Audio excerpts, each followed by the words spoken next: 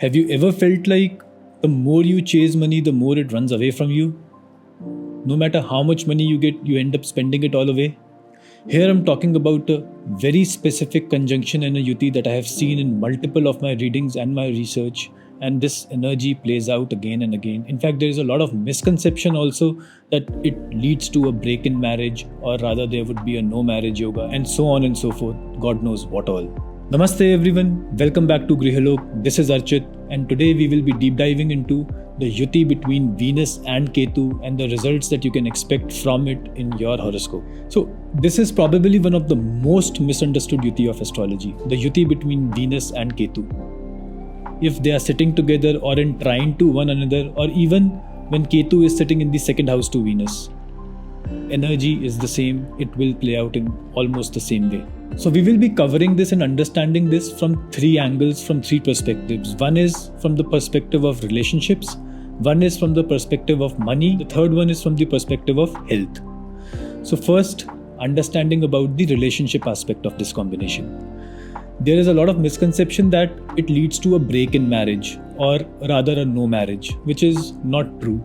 I have seen so many people, I have seen a lot of people with Ketu in the 7th house and Venus in the 11th house, or vice versa, Venus in the 3rd house, Ketu in the 7th house, and they have an excellent married life. Even Venus and Ketu sitting together, I have seen people living a beautifully good married life. So this combination resulting in a no marriage yoga or a break in marriage yoga is not entirely true. There are very specific combinations that needs to be there to be able to call that a no marriage yoga or a break in marriage yoga, but this is certainly not the only combination that would lead into that. Also, what I have observed is this combination leads to very karmic relationships. Why I'm saying this leads to very karmic relationships is because, Ketu is a planet that governs the skill or the area of life that you have mastered in your previous lifetimes. So wherever Ketu sits, it represents your dominion over that area, that Rashi, that area of life in your previous lifetimes.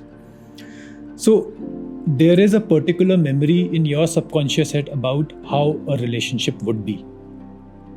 And because in the early years, you have that same idea of relationship playing out in your head, you meet your partner with certain expectations. When they turn out to be different, it usually breaks.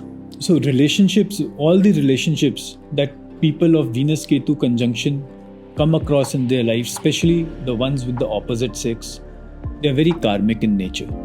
Relationships for a person with this yuti does not happen just like that. They happen for a particular reason. That person comes into your life because there is a karmic exchange or some pending karma left with that person in your life. And also with this yuti, I have seen that initially, in the initial years, in the 20s, early 20s, people go with a lot of heartbreak. There are a lot of heartbreaks because there is a particular idea of how a partner should be, how your spouse should be, or your girlfriend should be. And when that imagery in your head doesn't translate into the actual thing that you end up getting, you end up running away from it, or you get detached from it. Whereas the reason why they were there in your life was karmic. And so is your marriage, so is your final destination. So the key here is in understanding that what you expect might not be what you are getting. And what you are getting, you need to appreciate the beauty and the qualities of the other person in order for this relationship to survive.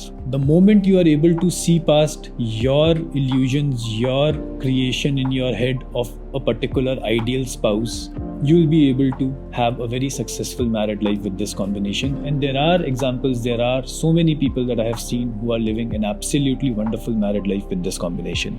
Now coming to the money part. This I have seen in lot many charts that no matter how much you try running after money, money keeps running away from you. And also, it's the opposite that I have seen with the same combination, that the person has so much money he doesn't even know himself how much money he has. Now, these are two extreme opposites. And the key here lies in understanding the other conjunctions that are happening with this yuti. Ketu's conjunction with Venus is a Dhana Yoga. And particularly if this combination is forming in water signs and there is involvement of Moon and Mercury with this combination, this results in a Padma Lakshmi Yoga, which is also present in the chart of one of the richest men of the country, which is Mukesh Ambani. People with this combination succeed once they form a trust. They don't do any business in their own name. They do it in the name of a trust. This is a secret that I'm letting out. This is a remedy that you can use. People having this combination, you can use. Also, what I have observed is people with this combination are drawn towards some sort of a Devi Sadhana. And the moment they start their Devi Sadhana, their spiritual practices, their life starts to transform, their life starts taking a particular shape. So this is a very important thing that they need to incorporate in their lives. As far as this combination is concerned, for money, yes, till the time you will be greedy, you will run after money, money will run away from you. But if you will run after skill, if you will run after mastering a particular art or any form which represents Ketu, you will get money. You will be able to make money. So the key here is to master Ketu and not just run after money blindly. It is not a combination for easy money for sure. But yes, this is a combination for mastering skill, and if you use your skill to make money, 100% you will earn a lot of wealth in your life. Other combinations also need to be studied for sure, but this is the general outline that I'm laying out. A myth that I'm trying to bust that a lot of people have in their head that with this Yuti, it's a definitive break in a marriage yoga or a no money combination. That is not true from the health angle point of view. Now, if this combination is present in the Navvansh, especially for females, this can lead to issues regarding to uterus fibroid or other gynec issues. So you need to stay very cautious with this combination. I hope I was able to make you understand properly. If you have any doubts regarding this, you can always leave your comments down below and I'll be more than happy to answer. Thank you so much for watching. Over to the next one. Bye-bye.